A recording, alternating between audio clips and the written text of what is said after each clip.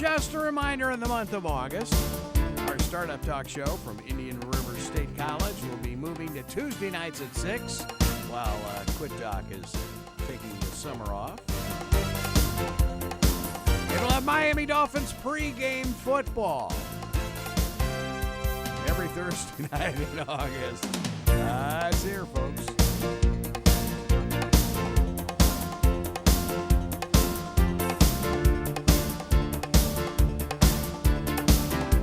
And a very pleasant good morning. It's 10:07 at WPSL 1590, the talk of the Treasure Coast, WPSL.com. Webcaster to the world, and I have an image right now of Mike King riding his Harley Davidson up the dear old Las Vegas Strip. What a mess that was. What a mess that was. Well, Charles, would you be with Mr. King on a Harley riding up the old strip there? Not on a bet. Yeah. Okay. Not on a bet. What's that? Stock is down. Oh, man. That Harley is, what are they down, like 12% or something? It's something absurd. Man, they're just, they're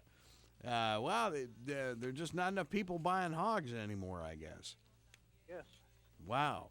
And on the retail side again, JCPenney is doing all sorts of stuff now. They're trying to reinvent themselves. And I know we talk about companies that do this all the time. They're getting into all sorts of stuff, toys, and yeah, just makeup. They're doing all sorts of stuff. So hopefully JCPenney will be able to survive, or JCP, I guess they call it now. So kind of crazy. Oh yeah, they'll have 4 stores. 4 stores, yes. Oh man, you're bad. No, I mean, retail is tough. Well, and all retail is tougher. And it's very funny. It's Netflix is the big darling of Wall Street this morning. But I don't know whether you were on the line when CBS News just had that story about Netflix, that their stock is through the roof, but they had to pay the actors so much money for these brand new exclusive shows that won all those awards that they've almost lost money. So it's like, okay. They're actually spending more on content now between what they buy and what they produce themselves. They're spending more on content than their revenues, not profits, revenues. Yeah. But, with cord cutting and stuff, some of their stuff is really good. In the meantime, the stock is up another 10% at 177.16 right now. And, I wouldn't want to stand in the way of it. Yeah, and the cord cutting and the cord never number is getting larger and larger and larger by the month. It's amazing, absolutely amazing. The other thing that they discussed, not they discussed, but some of the talking heads discussed yesterday afternoon when the earnings came, how many people there are who actually have a subscription that their entire family of 6 uses the same password. Oh, wow. I would not have a clue. I don't know. Yeah, no, I'm just saying that's what they were talking about. So, the question of growth is there. But again, you trade the market you have, not the one you want. And this one just keeps moving. Yeah, it is going to be the whole OTT world is really amazing. And, of course, CBS, we used to laugh at them when we started ESPN, and of course Turner started CNN, and CBS they did not dip their toe into cable at all. Well, that CBSN, their little news network now, is doing great guns by streaming. Yeah. Well, telecommunications and content are, really what's big now. And we have, in a few minutes, we have Rob Mamby, who is with Peridium. We had them on a couple of months ago, and at the time the stock was about 65 or 70 cents. It's down 8 cents this morning at $1.06. So Cool. they do business. Their main client to date is Vodafone, which is certainly the largest in Europe. And so, that's an interesting story. And we'll have an update on that.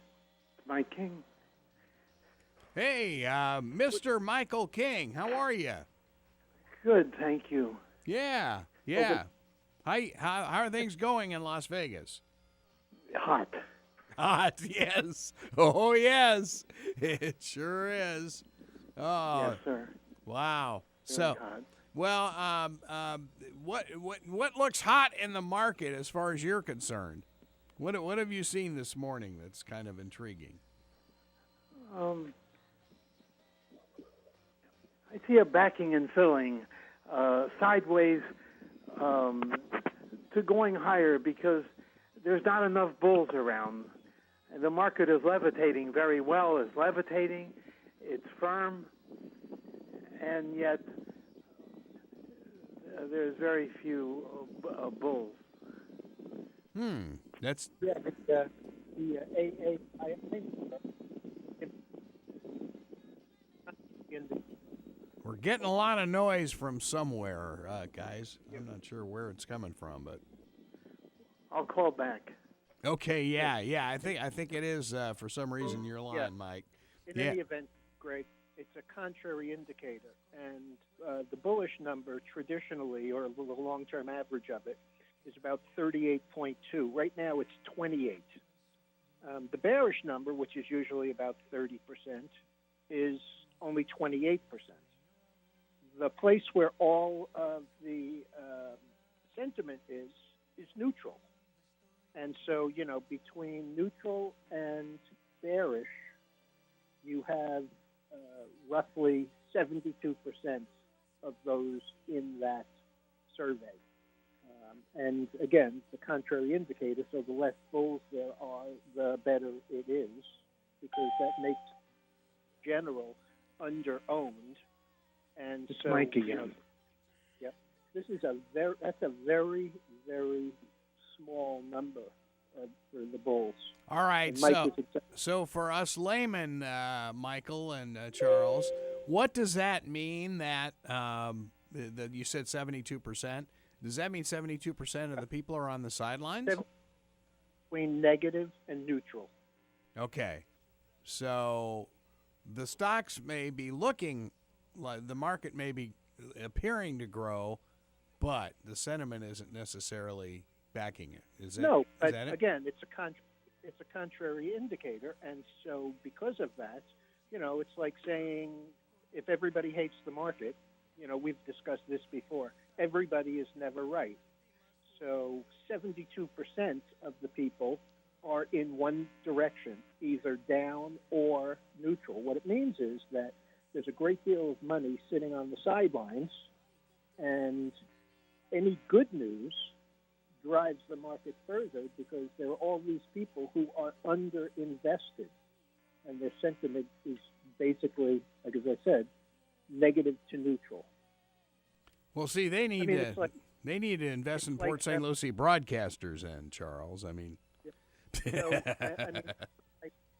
it's like when there are 30 analysts following a stock and 28 of them are bullish, you have to begin to wonder where the next buyer is coming from, because everybody's already bullish. This market is a little bit more favorable. By the way, the other thing that Mike was talking about is sideways backing and filling. When Yes. the market gets overbought, basically two ways that it can work off that overbought status. And they are backing and filling or a move lower. So clearly going sideways, waiting for the next major good news or perceived good news to push the market up higher is a pretty strong position to be in. And I know you guys can answer this, but I'm still perplexed that Jeff Bezos has been able to do what he's done with Amazon, which was a company that didn't make a dime until a couple years ago, maybe. Still doesn't make much. Still doesn't make much. Oh, great! No, but here, okay, think about this, Greg. What do you think it takes Amazon to borrow the money to operate? Well, I would imagine it's a little easier for him than it would be for a small business. Okay, it's not that it's easier for him. It's that it's non-existent because of the business plan for Amazon. You pay Amazon. They have the use of your money. They can buy with net 15 or net 30 days. So not only are they making sales, but they're also prepaying it. You're prepaying Amazon to send them in the future. And even though the future is 24 hours or 2-day shipping or, whatever it is, there's no cost for them to borrow versus, the way that normal retail is done, where a Kohl's or a J.C. Penney's or anyone, in order to have inventory, have to pay. I got it. Yeah, they're using your money to... Oh, man. Ha! I never thought about that. Yeah, that's so true. That is so true. Wow. That's amazing. Basically you and I are paying them to do business for us. Wow. And they don't have any brick and mortar to pay for yet. Well, they do now. I mean, they're Yeah. beginning to get some. In the meantime, the announcement that they made yesterday or the day before on their delivery service addresses two major issues, which is, I bought Blue Apron, but it's kind of a pain in the neck to do all of the prep. Well, Amazon is going to come in and do the prep, and all you have to do is the cooking, which is, kind of nice. But more importantly, they're beating up on the guys who are already there. Blue Apron, which came to the market 13 days ago at $10, traded 10.5, now trades 6. Uh-oh. So you got a 12-day-old public company, or a public company that's only been public for 12 days, that's down 40% from the offering just because Amazon is going to go. It was down anyway because there are so many small players involved that, the Amazon hit was just the next. It's kind of like the straw that broke the camel's back here. Wow. God. How'd you like to be the CEO of that company, right? Hey, you're sitting there, Blue Apron, we're the best thing since sliced bread. All of a sudden, here comes Amazon's big foot, man. Bam, you're done. Wow. And he rang the register by going public. Yeah. Wow. Oh, man. Yeah. Anyway, you have Rob on the phone? Yes, hi. Oh, Rob. Oh. Hi, Charles, how are you?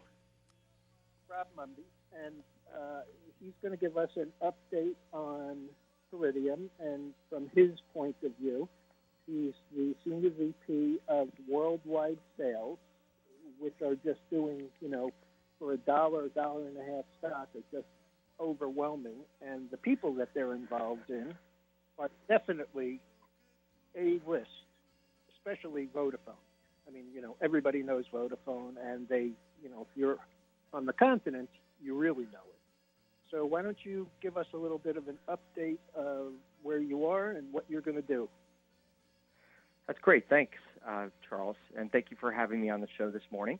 So why don't I kick off? I'll give a bit of a background and update you on what we're doing. So Princeton is a public company traded on New York Stock Exchange. We're headquartered in New York City and have major operations center in Spain and a large commercial team in London. Additional team members are in satellite offices around the world. So you mentioned it, Vodafone and also Zain are significant customers of ours. And we recently announced a large deal in Brazil, which is about a month ago that went out. Just this week, Pretium announced that TMC awarded us the Communications Product of the Year for mobile networking software and services, which is exciting for us, but more importantly for our customers. And I hope that as I walk through what we're doing, you'll understand and see why there's a lot of excitement around that. Yeah, Rob, that's like winning the Oscar in your field. That's great. No, seriously, Yeah, that's big stuff. Thank you.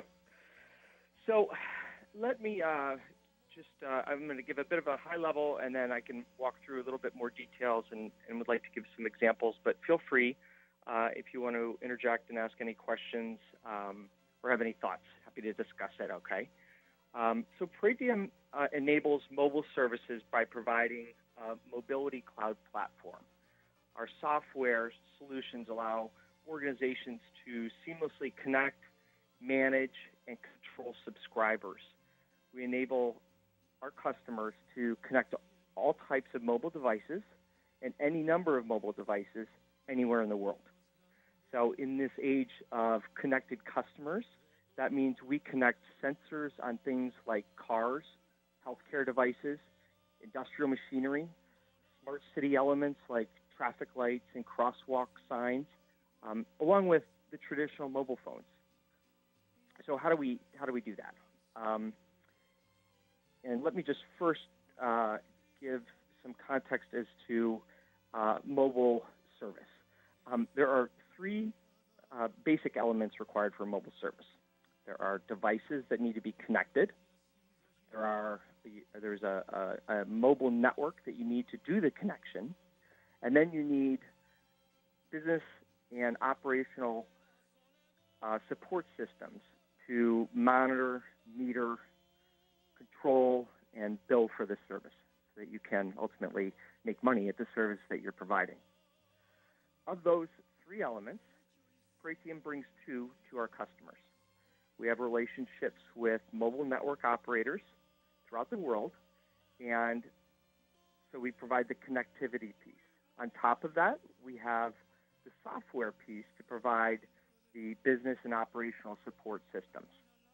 So when we go to our customers, we say you simply need to have an application where mobile devices, whether they be sensors or phones, need a service, and we can enable that. So who are our customers? Our customers they're basically four buckets that I put them into. The first is communication service providers. Those would be mobile network operators like a Zain or like a Vodafone. Wireline operators that don't have a mobile network. Okay, so that's the first. The second is enterprises, such as banks, financial institutions, marketing companies, that type of thing. The third is software as a service companies that operate a platform like Salesforce, for example.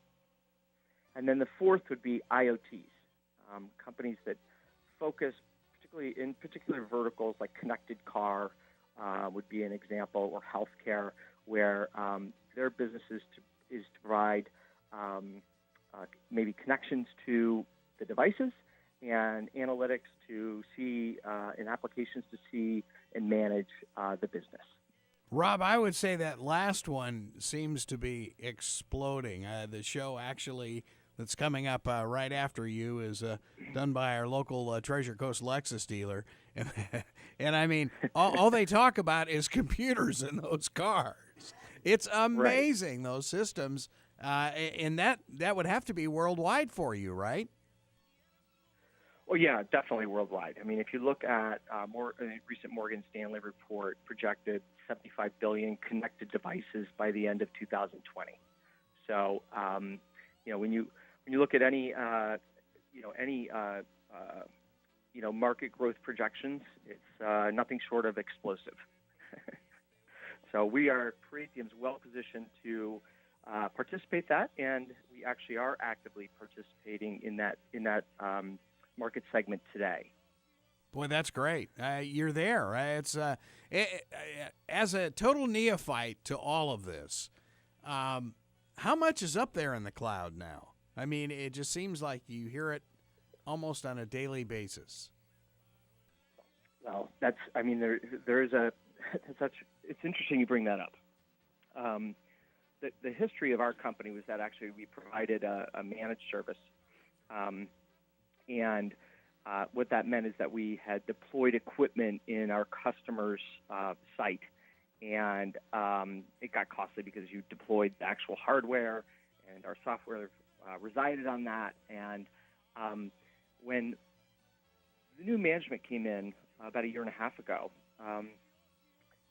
first thing that was done is we wanted to really understand what our customers wanted. And you're right, there's a lot of talk about cloud, and why do companies want to do the cloud? Well, it's simple. It's really an OpEx-based means for accessing a platform, as opposed to a costly dedicated deployment in your own facility. So what we did is we virtualized the technology, and we enabled a cloud platform. So now companies, any one of the customer types I just mentioned, it could be a traditional mobile network operator, or it could be a communication service provider, or it could be a cutting-edge software as a service company or IoT. All they need to do is plug and play into the platform that we have via the cloud, and they can access the technology. So I think that's I think that kind of plays well into what you said, that it seems like everything is going cloud, and it is. I mean, things are moving to the cloud. There are customers that want a dedicated solution still today, and we can provide that. But more and more, we see companies interested in our cloud platform. Well, that sounds amazing.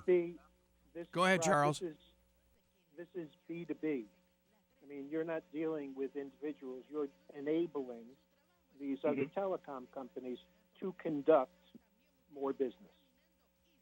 That's right. It could be. That's right. It could be a telecom company, but it could also be an enterprise. I had mentioned a bank. You see more and more throughout the world, there are banks that are providing mobile banking solutions, and so they have greater control when they put a device in their customer's hand, for customers managing their own personal finance and their phone service, all from one device. Yeah. Now, you have to see. Go ahead. Ahead. How many large banks are doing that around the world? Oh, geez, that's a tough one for me to quantify. I think I'm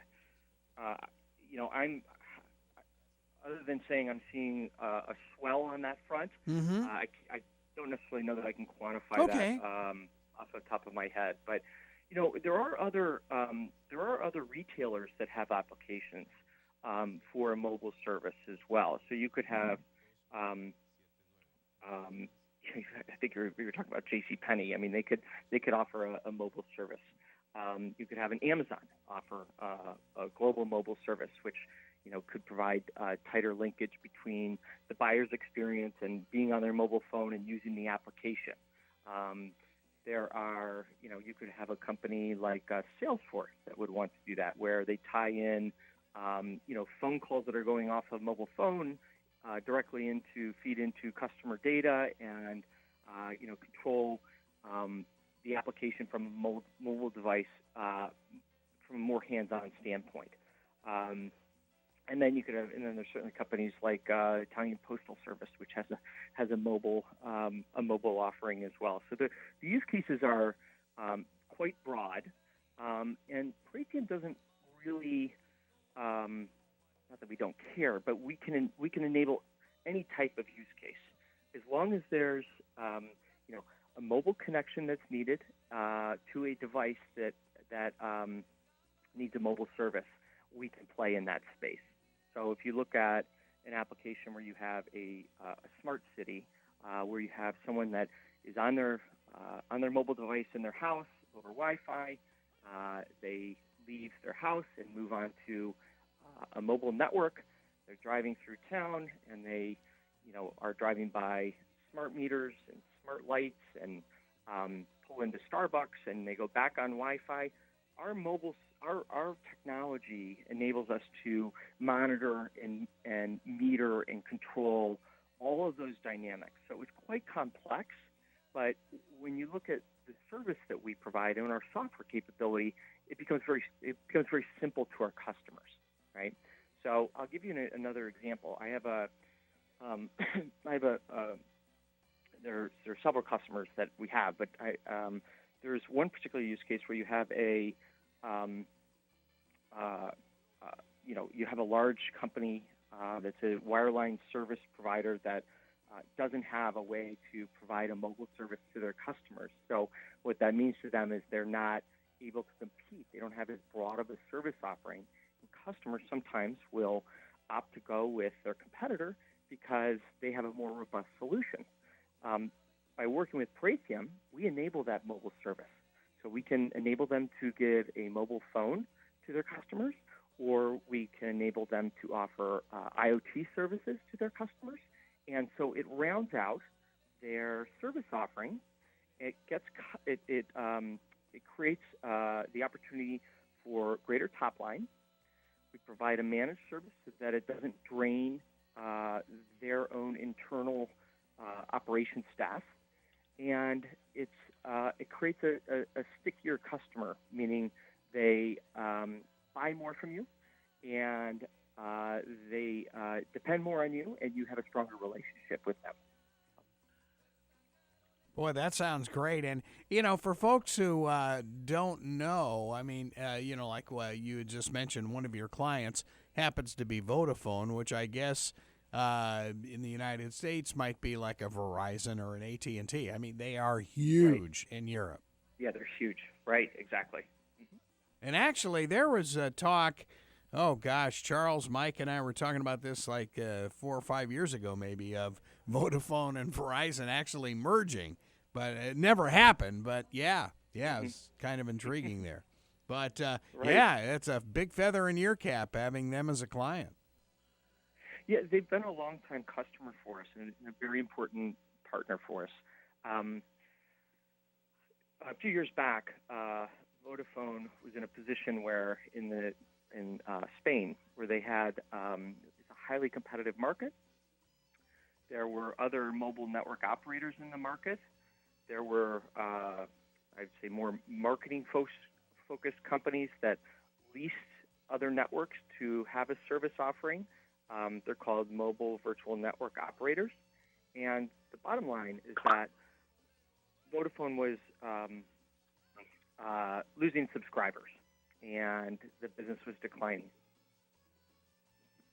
What they determined they needed to do was to have a more niche-focused offering, and we're prepared to launch a service, have a large staff support it, and that's when Pratium got in the mix, and it was determined that Pratium should provide the service on Vodafone's behalf. So what we did is we deployed our software, we managed the service for them, and the story is that Vodafone reallocated those resources, didn't need the resources to support that service. Pratium was handling it. Subscriber growth has been on the rise. We've expanded the relationship with them. So we partner with Vodafone in other areas to enable their service offerings. And so it was a big win for us. That's great. But yeah, that's more of the traditional phone service. We also are very active, as I had mentioned, on the IoT front. And we had about 2 months ago done an announcement for a really dynamic company called Things, THYNGS. And they're heavily focused on smart cities. And the initial application that we've done work with them on is to enable they have a taxi cab service that they provide. And so we provide the connectivity to taxi cabs. So when you look at things like video in the taxis, you look at Wi-Fi, you look at payment transactions, phone calls that maybe a driver has to confirm that payment was received. All those types of things are enabled by Praetium. So we provide the connectivity through partnerships that we have. We provide the connection, and then in the cloud, we manage, meaning we monitor, meter, control, and bill the service for this partner of ours. So it's a exciting space to be a part of. It's really dynamic, and there's a lot going on. It's a developing ecosystem, and I think that we're seeing a lot of opportunities on that front, and a lot of different use cases, and it's been great. Rob, where is that company, or where are those smart cities that you're working with? Well, there are a couple, like New York certainly, but there are other places throughout the world that are pretty advanced. Typically, or a lot of times, you're going to have, they can be large projects put on by municipalities, or you can have more project-specific applications, and we're involved with some of both of those. But basically, for the most part, throughout the world. We're literally seeing them throughout the world. A lot certainly in the U.S., certainly in Europe, Asia Pac and LATAM as well. We're seeing opportunities, and we have real opportunities and real business in a lot of those. Well, Rob, it's funny you mentioned that about other countries being really advanced. I know NBC is pulling its hair out trying to get the technology so they can even do the Olympics in Japan, because the bandwidth is just so ridiculous. They're using 8K over there. We're using 1K here. Right. And dare I ask, how far are we behind in the United States in all of this technology? Oh, that's a complex question. I'll bet. Yes, it is. Oh, my. Technically, I think that we understand well the technology, and we know what the technology is, and there's incredible advancements in research that have gone on in the U.S.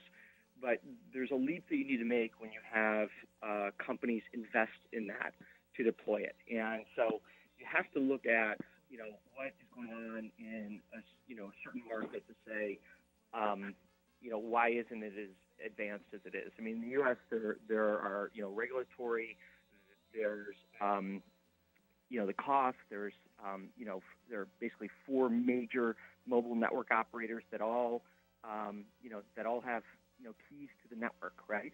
So the more we get them to compete, the more it drives the advancement of technology, because that's ultimately what customers want. Sure. Right?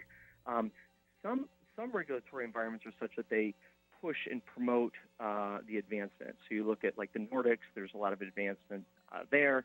You look at Japan, you just mentioned, would be case in point. That's an instance where you have consumers that are that eat up the technology. They want as fast gets, right?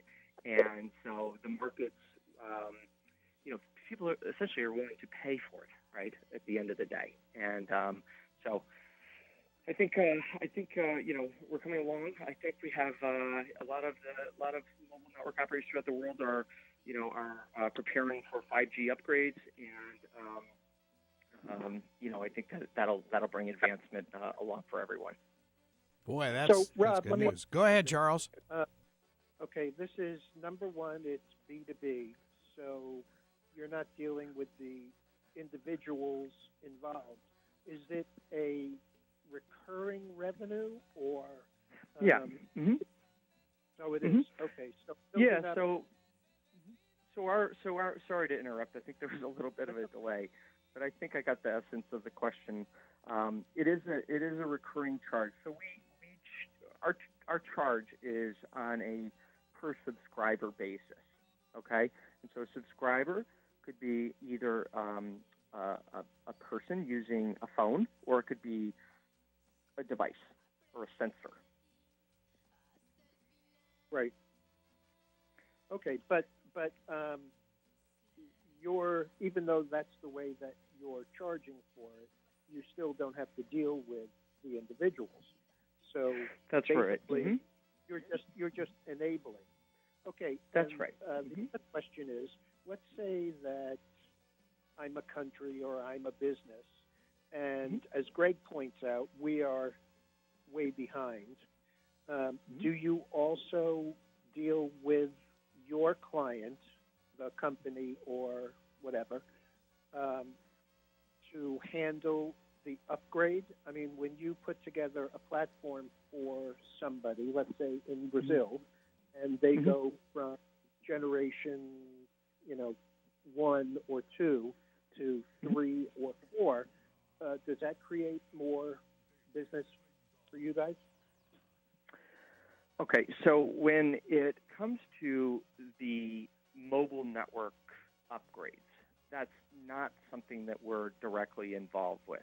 In essence, what Pratium has is an overlay network to all of the existing mobile networks throughout the world.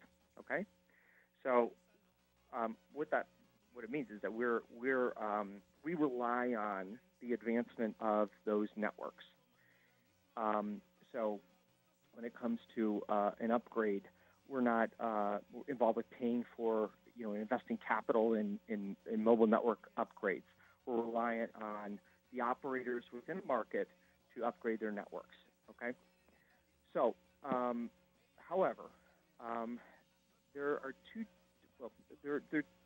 some customers who would like to do their own arrangement with a mobile network operator. Perhaps they have other business with them, and perhaps they know someone that can give them, the opportunity to buy the way they want to buy, or they just feel more comfortable doing it, which is fine with us. The others would like for us to provide the connectivity piece somewhere in the world because it's easier for them, and they can focus on what they're good at, and they're good at going and selling to their customers. We're software and telecom experts at Pratium, and so oftentimes customers want to leave that to us so that they can go and focus on being the experts at what they're good at, and that's to sell their service to their customers. Rob, I look at your worldwide map of Pratium, and of course you're huge in Brazil. Look throughout Europe, London, Dublin, Brussels, Amsterdam, Barcelona, and then all the way over to Bahrain and Singapore. I mean, it's amazing. You do cover the globe. We do, and I think we're getting more. We're penetrating markets even more so, which is exciting because that means growth, and so it's a really exciting environment that we're at. Not only is the market exciting, but our company's exciting because we have an innovative product and solution that we bring to market, and it's a compelling value proposition to all different types of companies out there. And it's not a one recipe for all.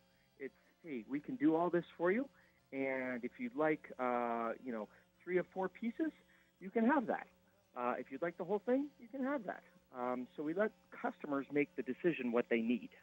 We don't force feed them and say, here, buy our software. So I think you're exactly right. I mean, we're expanding, we're growing. We have tremendous opportunities that we're working on right now that could materially advance the company, and they're literally all corners of the world. So I'm racking up some frequent flyer miles, so it's been good, and look forward to bringing some of them in and having some new customers. Yeah, that really does sound great. There's no doubt about it. And it sounds like, unlike, say, the cable industry, you sell a la carte. That's amazing. I think it's great. It's perfect for telecoms. It is good. It's a great fit for telecoms. It's a great fit for cable cos too that don't have their own mobile networks, because we can enable them. And so certainly cable cos is a a segment of the market that we're having discussions with them and believe that we bring great value to. Wow, that's amazing. Well, what we've got? Maybe about 14 minutes left. Oh, by the way, this show will be on WPSL TV on YouTube later on Wednesday. So you can watch for that on Wednesday.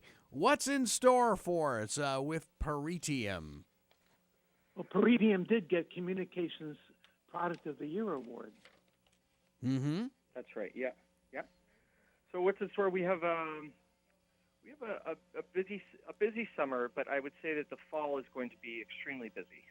We have a number of trade shows throughout the world that we'll be attending, so we'll be very active, having our face out in the market and working with customers. But there are a lot of customers that we have experience working with. We're always interested in more. So, if there's anyone that's listening that would like to understand this better or explore how we could work together, I would encourage them to reach out to us. sales@peritium.com. What has been? Is there one country, say, more than another, where you have seen some really, really amazing growth over the last 12 months? Well, I think Brazil is just an explosive market, and so we are fortunate enough to have a partner down there that is going to be involved in it's a payment transaction company that is going to have a mobile phone service of their own. They're also going to do IoT. So when you just look at the bigger picture, Brazil is a high growth market. So that's a great place to have a beachhead for Latin America. Asia is there's a lot going on in Asia as well. When you look at some of the more traditional MVNO markets, Europe is a big one. There are a lot of MVNOs that operate there. And the U.S. too is a more established MVNO market. In companies like or brands like Boost, then you see the cable codes that are entering to offer a mobile phone service using someone else's network. But what the real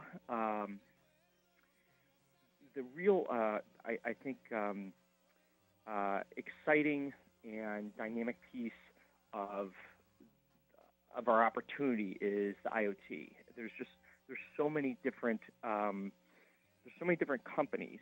There's so many different applications, and it's an evolving ecosystem. And so I think that there's a great opportunity to work with a lot of different company types there.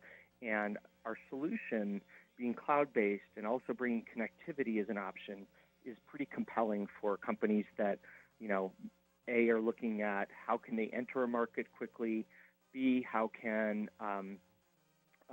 how could they potentially reduce cost when you look at using a cloud platform versus having your own technology stack and having to do upgrades, support the system, do maintenance, those types of things.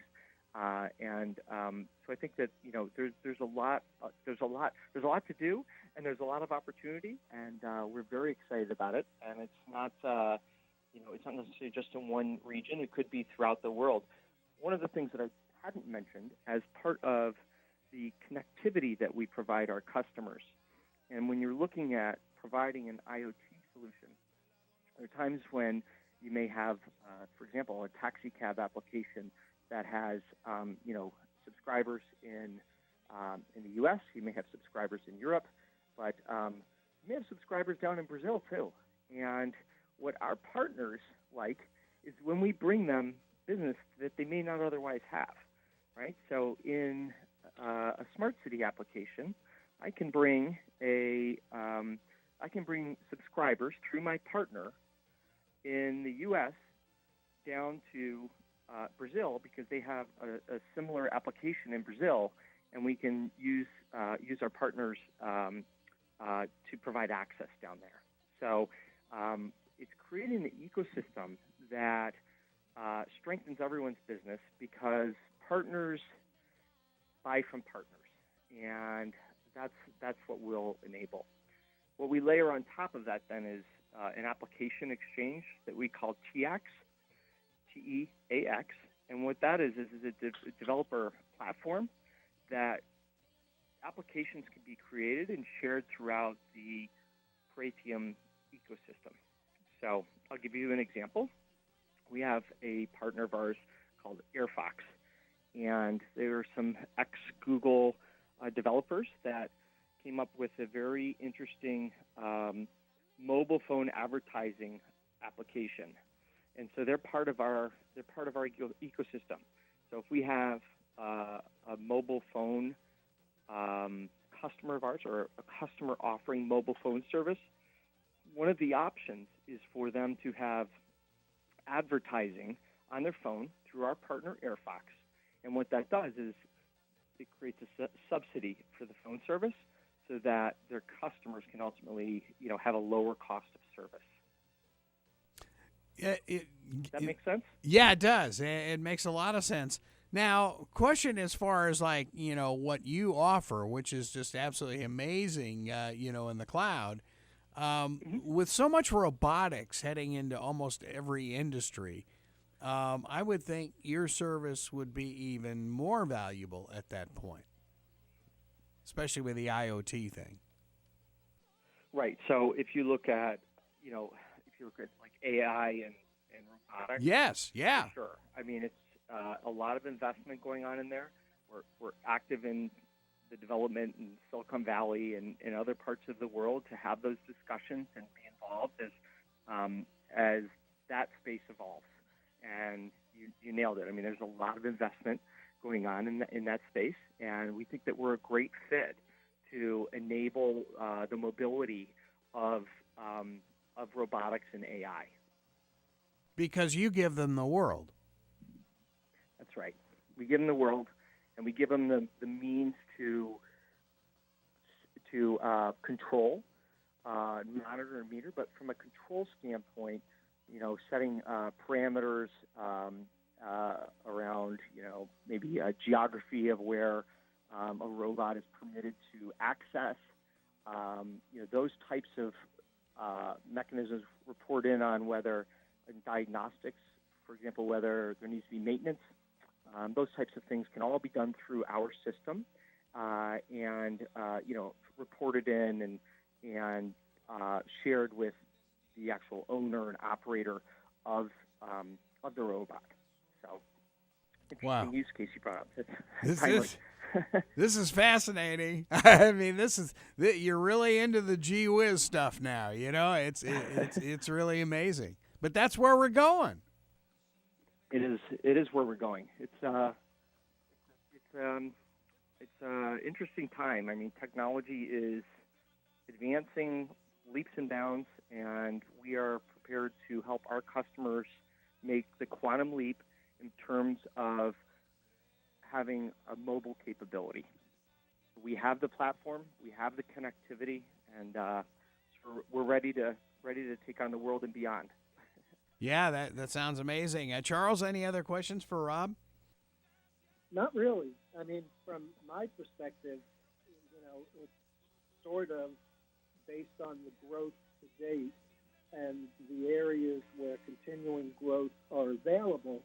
It looks to me to be, a $4 or $5 stock hiding, although it's New York listed, hiding in a $1 stock. I mean, it's a $5 company disguised as a $1 stock. I'm not going to disagree with you, but I think Okay, I think the sky's the limit with what our opportunity is, and we are in an execution mode, and actively looking for partners that we can go to market with, and help them realize the benefits of mobility in our software as a service cloud platform. Sounds amazing, Rob. To hear the growth, I think the first time you were on, What was it, Charles? I think the stock was around 40 or 50 cents, and then It was not, I think it was probably in the 60 cent. Okay. Yep. Right, Yep. you know. Yeah. And since then, on one of their announcements, there was so much excitement that the stock actually doubled overnight. Wow. That's amazing. Yeah. That's amazing. Yeah. No, that's why I characterize it the way I do, because when information gets out there about the company and it's understood, then it converts into buying. Mm-hmm.